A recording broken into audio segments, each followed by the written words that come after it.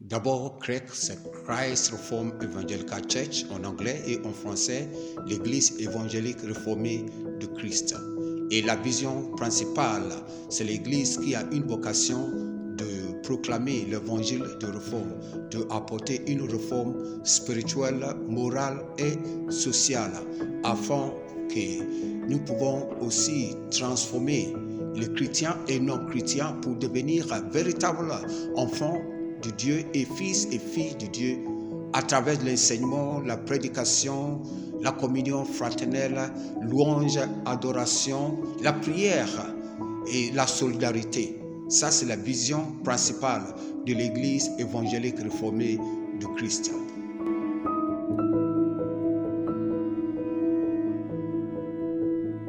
La réforme, ça veut dire quoi? Normalement, le mot réforme, je peux le couper en deux morceaux. RE, c'est un préfixe. RE. Préfixe, ça veut dire quoi? Un changement retourne dans son état d'origine. Et forme, c'est-à-dire pour former, pour créer.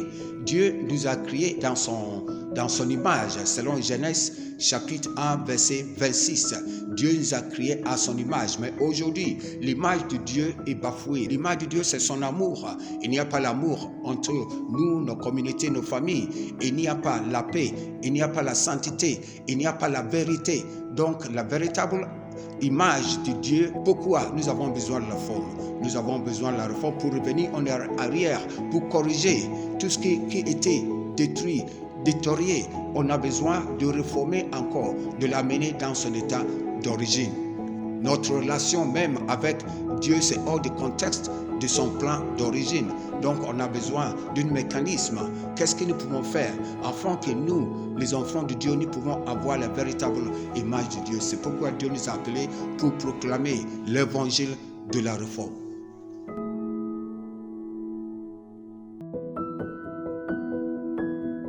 Voyez, notre Dieu est un esprit. Donc, Dieu nous a créés à son image. Cet esprit qui nous permet d'avoir une relation avec Dieu, et normalement, cet esprit n'existait plus. Pourquoi? À cause du péché, à cause des choses que nous faisons qui a brisé cette relation. Donc, nous avons besoin d'une réforme, c'est-à-dire pour être né de nouveau, la réforme spirituelle, pour être né de nouveau, pour avoir l'image de Christ, pour avoir l'image de Dieu, parce que Dieu est un esprit. Donc nous avons besoin de réformer notre état spirituel. C'est pourquoi nous parlons de la réforme spirituelle. Comment nous pouvons vraiment avoir la véritable image de Dieu, comment nous pouvons avoir un changement. La réforme, c'est-à-dire un changement pour rectifier des choses qui étaient détruites. Le côté spirituel est détruit. Donc nous avons besoin d'une nouvelle action pour mener notre état spirituel dans son état original. Le côté moral, ça veut dire quoi? C'est-à-dire tout ce qui touche notre comportement, notre caractère. Aujourd'hui, je vois que beaucoup de chrétiens n'arrivent pas à vivre en paix, en harmonie avec ses prochains. Donc, ce qui concerne le caractère, il y a des choses à faire. Il faut qu'on arrive à avoir un bon caractère, un bon comportement. Le caractère, quand nous disons pour être comme Christ, c'est-à-dire pour avoir le caractère de Christ.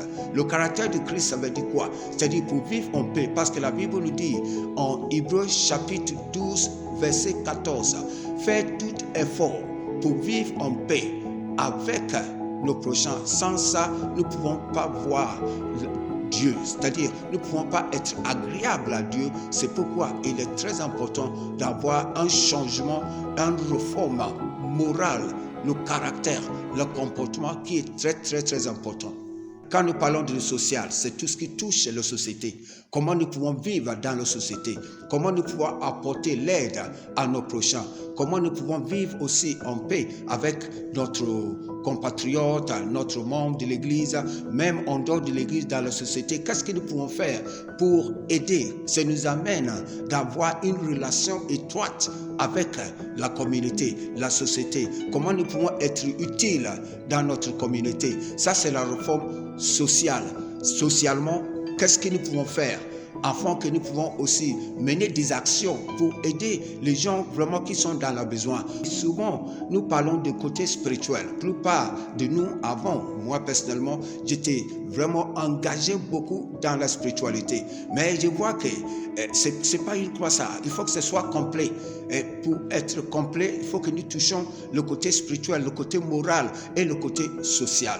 C'est pourquoi l'Église a une vision pour amener une réforme spirituelle, réforme morale et réforme sociale. Aujourd'hui, grâce à notre réforme sociale, nous avons mis en place une boutique solidaire qui porte aide aux gens qui sont dans la précarité. Donc, ça fait partie de nos actions.